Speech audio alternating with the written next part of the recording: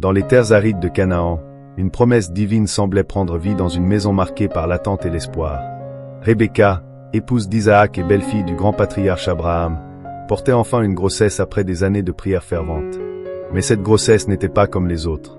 Elle était tumultueuse, agitée par une lutte étrange et incessante dans son ventre, comme si deux nations s'y affrontaient déjà. Déconcertée, Rebecca consulta le Seigneur, et sa réponse fut aussi mystérieuse que prophétique. Deux nations sont dans ton sein, et deux peuples issus de toi se sépareront. L'un sera plus fort que l'autre, et l'aîné servira le cadet. Lorsque le jour de l'accouchement arriva, la prophétie commença à s'accomplir. Rebecca donna naissance à des jumeaux, mais ces enfants étaient aussi différents qu'il était possible de l'être. L'aîné, Ésaü, naquit rouge et couvert d'une pilosité inhabituelle, un présage de sa nature sauvage et impulsive. Le cadet, Jacob, sortit en tenant fermement le talon de son frère, un geste symbolique de sa future quête pour dépasser Ésaü. Dès leur naissance, ses frères semblaient destinés à un conflit qui définirait non seulement leur vie, mais aussi le destin de générations à venir. Les années passèrent, et les différences entre les deux frères devinrent encore plus prononcées. Ésaü, favori de leur père Isaac, était un homme du plein air, un chasseur habile, symbole de force et de virilité. Jacob, quant à lui, préféré de leur mère Rebecca, était un homme tranquille, attaché à la tente, réfléchi et calculateur. Ce favoritisme parental ne fit qu'approfondir la fracture entre les deux frères, semant les graines d'une rivalité qui éclaterait bientôt. Un jour, Ésaü rentra épuisé d'une de ses chasses. L'odeur d'un ragoût de lentilles préparé par Jacob emplit l'air, attisant la faim de l'aîné. « Donne-moi vite de ce potage rouge, car je suis épuisé, » exigea Ésaü. Voyant une opportunité, Jacob répliqua avec calme mais fermeté. « Vends-moi d'abord ton droit d'aînesse. » Pris par sa faim et incapable de mesurer les conséquences de sa décision, Ésaü accepta. « Je vais mourir, à quoi me sert ce droit d'aînesse ?» dit-il, scellant ainsi un échange qui marquerait l'histoire. Pour Ésaü, ce moment n'était qu'une transaction insignifiante, mais pour Jacob, c'était une étape clé dans sa quête pour s'emparer des bénédictions qui l'accompagnaient. Ce jour-là, Ésaü méprisa son droit d'aînesse, et Jacob, fidèle à son nom de supplanteur, démontra sa nature rusée et déterminée. Mais ce n'était que le début d'une saga où l'ambition, la trahison et la rédemption s'entrelaceraient dans un récit captivant. Avez-vous déjà été confronté à des décisions prises à la hâte qui ont changé le cours de votre vie ou de celle d'un proche? Partagez vos expériences dans les commentaires, nous serions ravis de les lire. Le soleil déclinait sur les plaines de Canaan lorsqu'Isaac, vieillissant et presque aveugle, appela Ésaü dans sa tente. Sa voix, affaiblie par les années, portait une gravité inhabituelle. « Mon fils, dit-il, je suis vieux et je ne sais pas le jour de ma mort. Prends tes armes, va chasser du gibier et prépare-moi un mets savoureux comme je l'aime. Après cela, je te bénirai avant de partir. » Pour Ésaü, cette bénédiction représentait l'aboutissement de son rôle de premier-né, une validation de sa place au sein de la famille. Mais Rebecca, cachée à l'extérieur, avait tout entendu. La prophétie divine, affirmant que le cadet dominerait l'aîné, résonnait dans son esprit. Convaincue que cette bénédiction devait revenir à Jacob, elle élabora un plan audacieux. Elle se précipita vers Jacob, ses gestes empreints d'une détermination fébrile. « Écoute-moi bien, mon fils. Apporte-moi 2 jeunes chèvres du troupeau. Je préparerai un repas pour ton père, et tu te feras passer pour Ésaü. Il te donnera sa bénédiction. » Jacob, bien qu'hésitant, se laissa convaincre. « Et si mon père me touche, je serai maudit au lieu d'être béni, » protesta-t-il.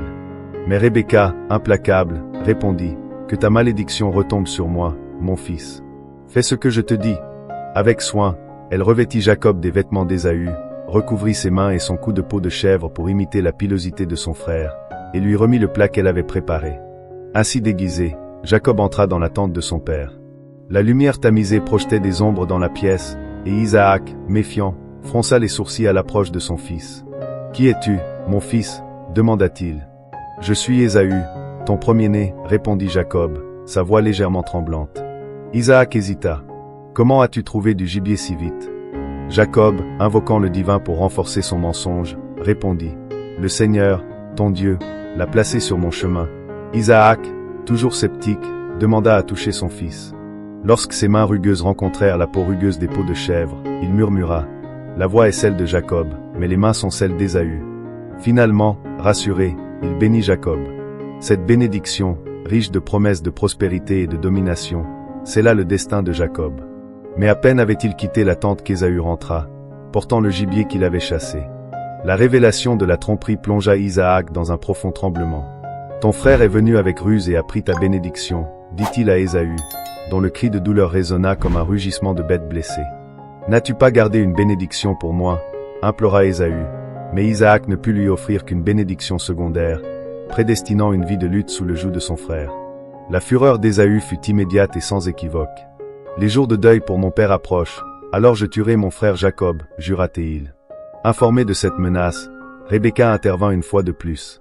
Va chez mon frère Laban à Haran, ordonna Théel à Jacob. Reste là jusqu'à ce que la colère de ton frère se calme. Ainsi, sous la couverture de la nuit, Jacob quitta précipitamment la maison familiale, le cœur alourdi par la culpabilité et l'incertitude. Alors que Jacob fuyait, avez-vous déjà ressenti le poids de décisions qui, bien que nécessaires à vos yeux, ont bouleversé ceux qui vous entourent? Partagez vos pensées, comment auriez-vous réagi à sa place?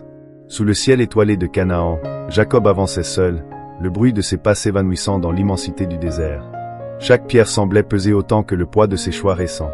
Fuyant la colère d'Ésaü, il ressentait pour la première fois l'abandon, la solitude, mais aussi l'immensité de l'inconnu qui s'ouvrait devant lui. À Béthel, épuisé par la marche et accablé par l'anxiété, il trouva une pierre qu'il plaça sous sa tête et s'étendit sur le sol froid pour dormir. C'est dans ce moment de vulnérabilité que Dieu choisit de se révéler. Jacob rêva d'une échelle dressée sur la terre et dont le sommet atteignait le ciel. Des anges y montaient et descendaient, illuminant la scène d'une lumière surnaturelle. Au sommet, le Seigneur se tenait et lui adressa des paroles qui résonnaient avec une douceur réconfortante. « Je suis l'Éternel, le Dieu d'Abraham, ton père, et le Dieu d'Isaac. Je te donnerai à toi et à ta descendance la terre sur laquelle tu es couché. Ta descendance sera aussi nombreuse que la poussière de la terre, et toutes les familles de la terre seront bénies en toi et en ta postérité. Je suis avec toi, je te garderai partout où tu iras et je te ramènerai dans ce pays. Je ne t'abandonnerai pas jusqu'à ce que j'aie accompli ce que je t'ai promis. » Jacob se réveilla en sursaut, le cœur battant. Il regarda autour de lui, comme pour s'assurer que ce qu'il venait de vivre n'était pas qu'un rêve. Il murmura, la voix tremblante, « Certainement, l'Éternel est en ce lieu, et je ne le savais pas. » Rempli de crainte et d'émerveillement, il déclara, « Que ce lieu est redoutable.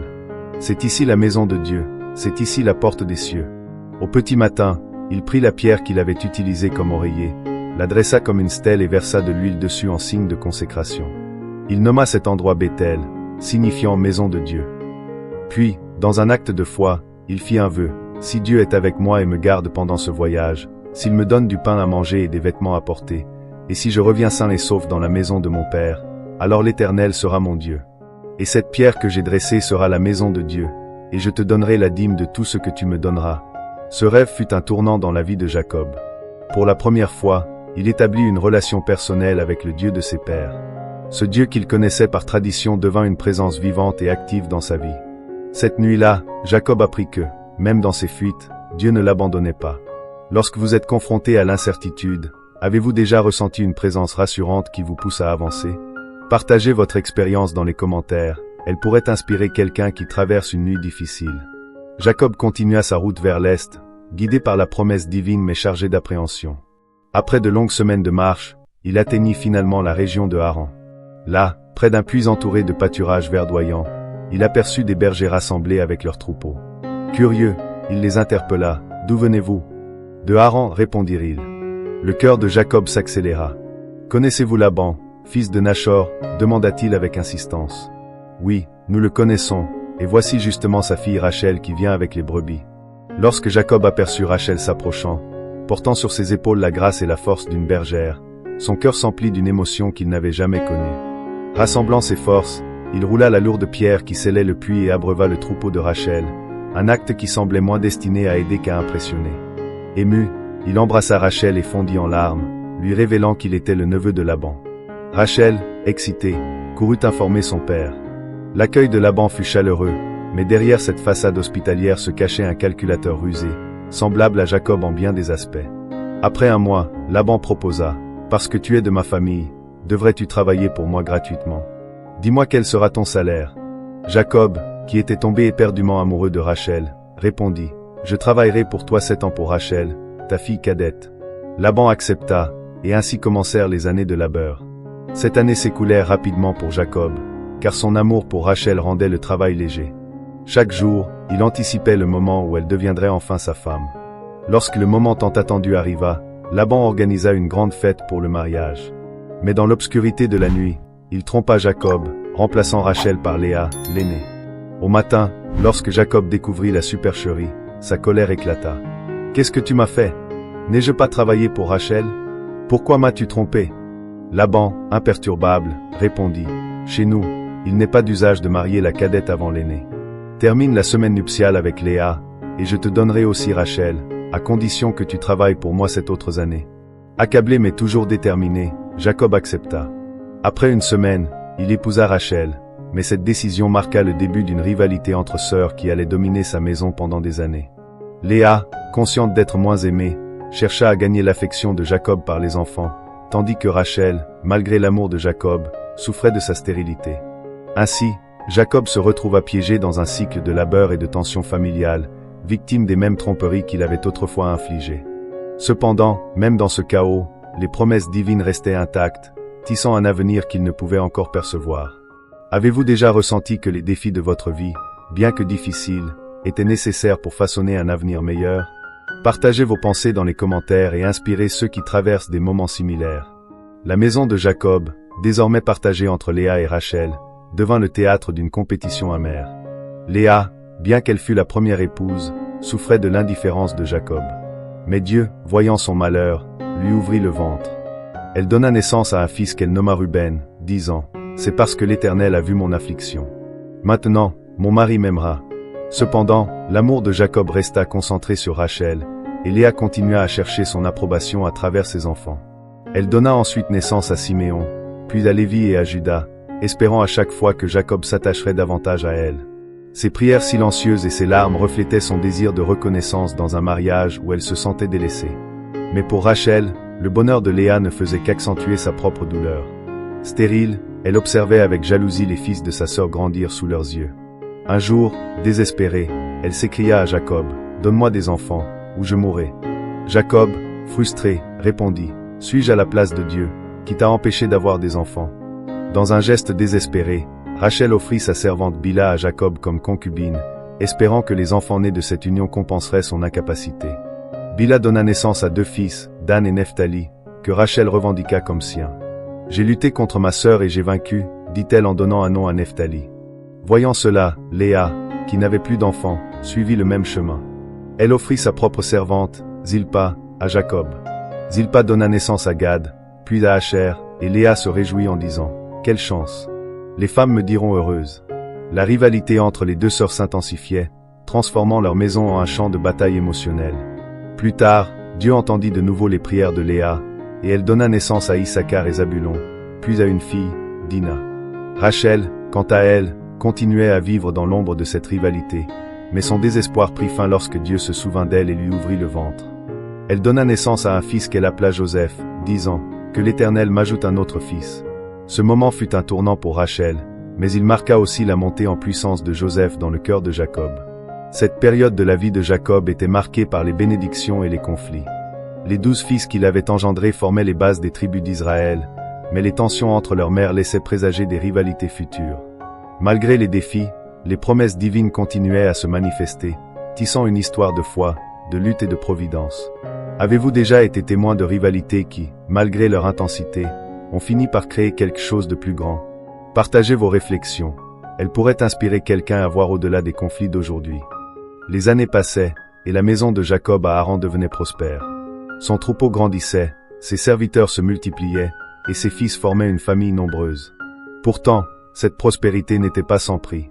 Jacob restait sous l'autorité de Laban, un maître rusé et manipulateur, qui voyait dans la réussite de Jacob un moyen d'accroître sa propre richesse. Un jour, Jacob, las de ses années de service, approcha Laban pour demander son départ. « Envoie-moi à ma maison et à mon pays, dit-il. Donne-moi mes femmes et mes enfants pour lesquels j'ai travaillé, et je partirai. » Mais Laban, sachant que la bénédiction de Jacob lui avait aussi apporté des richesses, répondit avec flatterie. « Si j'ai trouvé grâce à tes yeux, je vois que l'Éternel m'a béni à cause de toi. » Il ajouta, « Fixe ton salaire, et je te le donnerai. » Jacob proposa alors un arrangement inhabituel. Il garderait pour lui tous les agneaux tachetés et mouchetés, ainsi que les chèvres sombres, laissant les autres à Laban. Cette proposition, qui semblait désavantageuse, cachait la sagesse de Jacob. Avec l'aide de techniques de reproduction sélective, sans doute, la bénédiction divine, Jacob vit ses troupeaux prospérer tandis que ceux de Laban diminuaient. Ce succès attira bientôt l'attention des fils de Laban, qui murmurèrent entre eux. Jacob a pris tout ce qui appartenait à notre père, et c'est de ce bien qu'il s'est enrichi. L'atmosphère devint lourde, et Jacob sentit le regard de Laban changer. Mais c'est alors que Dieu lui apparut en songe, lui disant, « Retourne au pays de tes pères et à ta parenté, et je serai avec toi. » Encouragé par cette parole, Jacob convoqua Rachel et Léa dans les champs pour leur exposer la situation. Il leur rappela les années de service sous un maître qui changeait constamment son salaire, mais souligna que Dieu avait été avec lui donnant la prospérité malgré les ruses de Laban.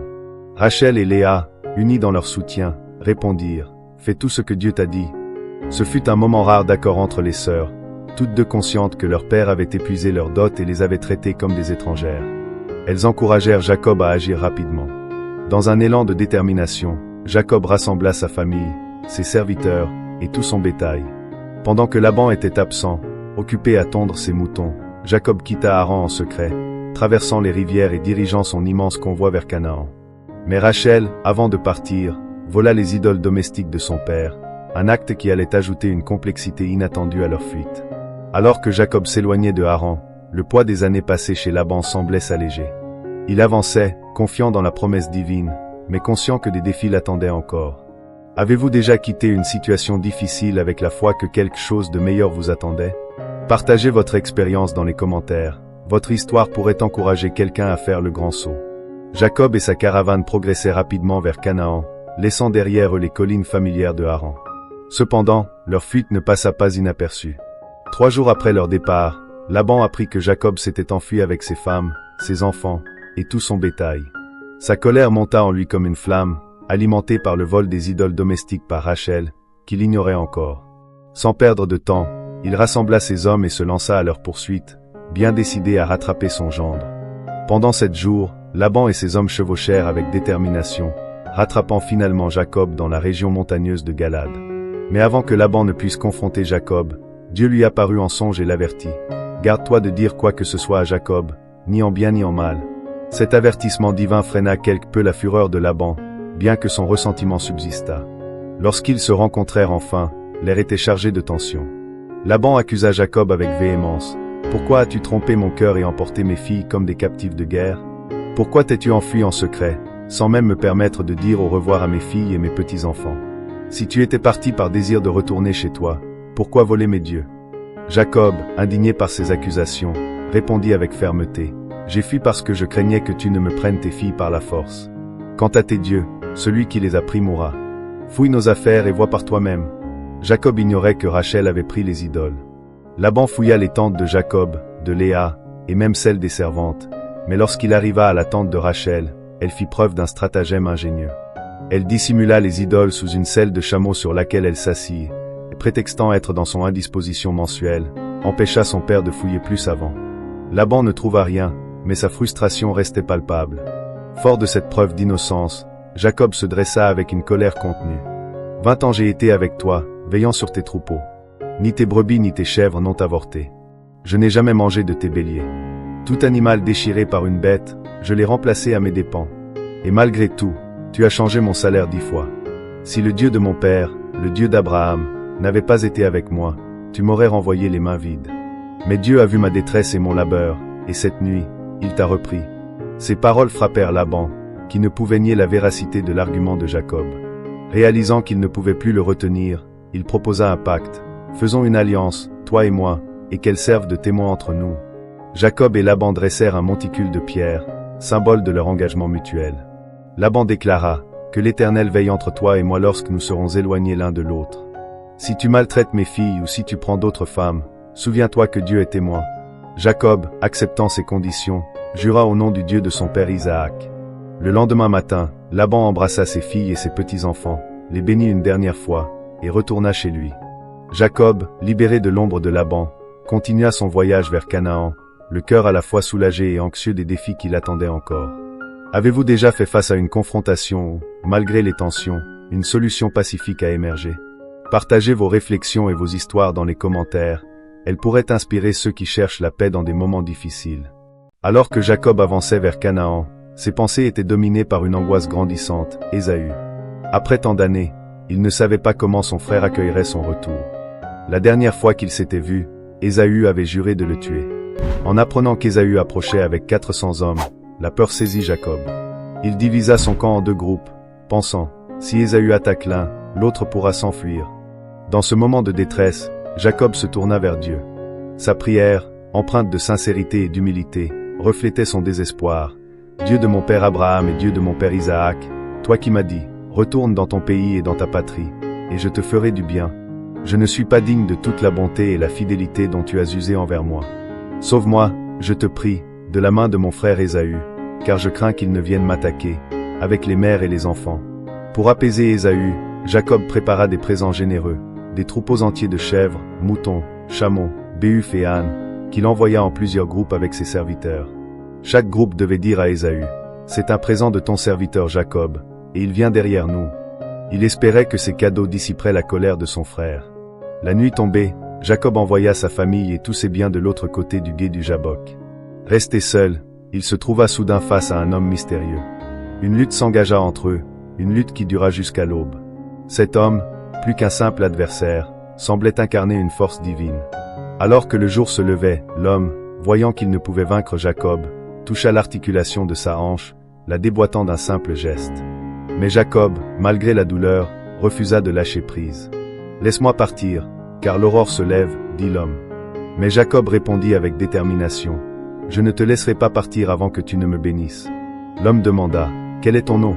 Jacob, répondit-il. Alors l'homme déclara, « Ton nom ne sera plus Jacob, mais Israël, car tu as lutté avec Dieu et avec des hommes, et tu as vaincu. » Cette bénédiction marqua un tournant spirituel pour Jacob.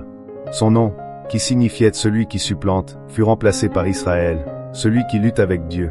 Jacob, blessé mais transformé, nomma cet endroit Peniel, disant, « J'ai vu Dieu face à face, et ma vie a été sauvée. » Tandis qu'il traversait le Jabbok, il boitait à cause de sa hanche, une marque physique du combat, mais aussi un rappel permanent de cette rencontre avec le divin.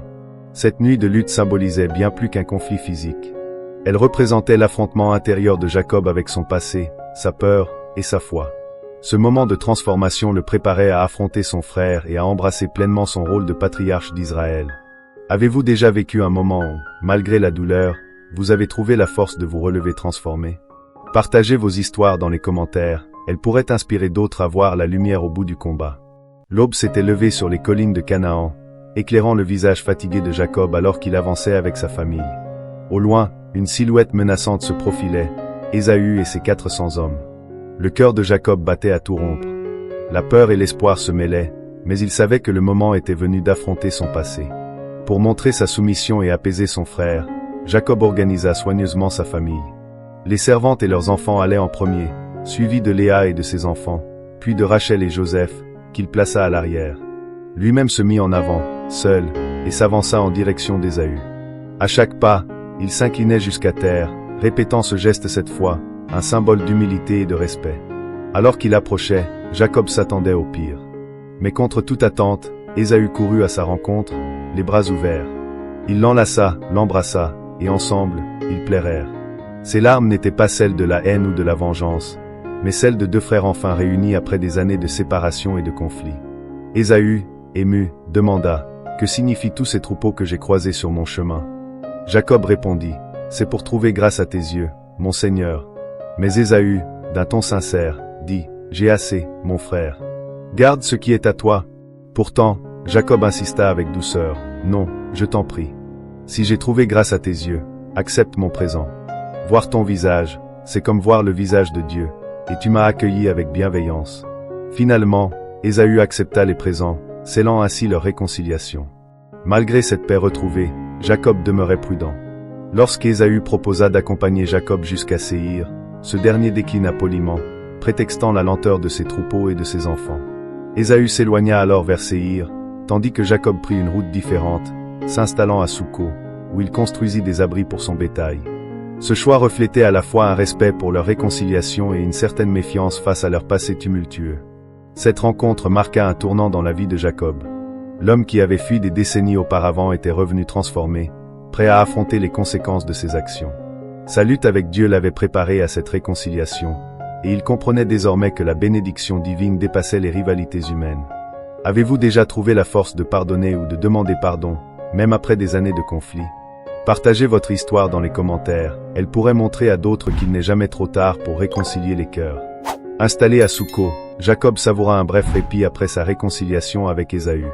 Mais la vie, imprévisible, le ramena rapidement aux épreuves. Il décida de poursuivre son voyage et de s'installer à Sichem, où il acheta un terrain et y érigea un autel qu'il appela El Elohe Israël, pour honorer Dieu, désormais au centre de sa vie. Pourtant, cette paix fut brisée par une tragédie. Sa fille Dina, curieuse du monde qui l'entourait, sortit pour visiter les femmes du pays. Là, Sichem, fils d'Amor, chef de la région, la vit et la déshonora. Bien que Sichem exprimât son désir sincère de l'épouser, cet acte déclencha une colère implacable chez les fils de Jacob. Siméon et Lévi, sous le prétexte d'accepter cette union à condition que tous les hommes de Sichem soient circoncis, utilisèrent cette faiblesse pour attaquer la ville, tuant tous les hommes et s'emparant de leurs biens. Jacob, horrifié par leur violence, les réprimanda. « Vous m'avez attiré des ennuis en me rendant odieux aux habitants du pays. » Cet incident marqua un tournant dans sa relation avec ses fils, révélant les divisions internes qui allaient plus tard affecter sa descendance. Après cette épreuve, Dieu appela Jacob à retourner à Béthel. Jacob, obéissant, ordonna à sa famille de se purifier, de se débarrasser des dieux étrangers, et de se préparer à rencontrer Dieu. À Béthel, il construisit un autel, et Dieu renouvela ses promesses, confirmant à nouveau son nom d'Israël. C'était un rappel puissant que, malgré les échecs et les conflits, le plan divin demeurait inébranlable. Alors que la famille continuait son voyage, un autre coup du sort frappa Jacob. Rachel, enceinte de son deuxième enfant, connut une naissance difficile. Dans ses derniers instants, elle donna naissance à un fils qu'elle nomma Ben-Oni, fils de ma douleur, mais Jacob, pour honorer sa mémoire et célébrer la vie, le renomma Benjamin, fils de ma droite. Rachel mourut sur la route et fut enterrée à Bethléem. La douleur de sa perte marqua profondément Jacob, mais il continua à avancer pour honorer les promesses faites par Dieu. Jacob revint enfin chez son père Isaac à Hébron, où ils partagèrent quelques années ensemble avant qu'Isaac ne meure à l'âge de 180 ans. Ésaü et Jacob se réunirent à nouveau pour l'enterrer, unissant leurs forces dans un moment de respect pour leur père. Les dernières années de Jacob furent marquées par sa relation avec ses fils, en particulier Joseph, qu'il chérissait plus que les autres, ce qui alimenta de nouvelles tensions dans la famille. Pourtant, à travers tous les conflits, pertes et réconciliations, Jacob resta fidèle à Dieu, et son héritage en tant que père des 12 tribus d'Israël devint un pilier central de l'histoire de son peuple. Nous avons tous des moments où la vie nous pousse à choisir entre la douleur et l'espoir, entre les pertes et les promesses. Quel souvenir ou héritage voulez-vous laisser à ceux que vous aimez? Partagez vos réflexions dans les commentaires et inspirez ceux qui cherchent à construire leur propre héritage.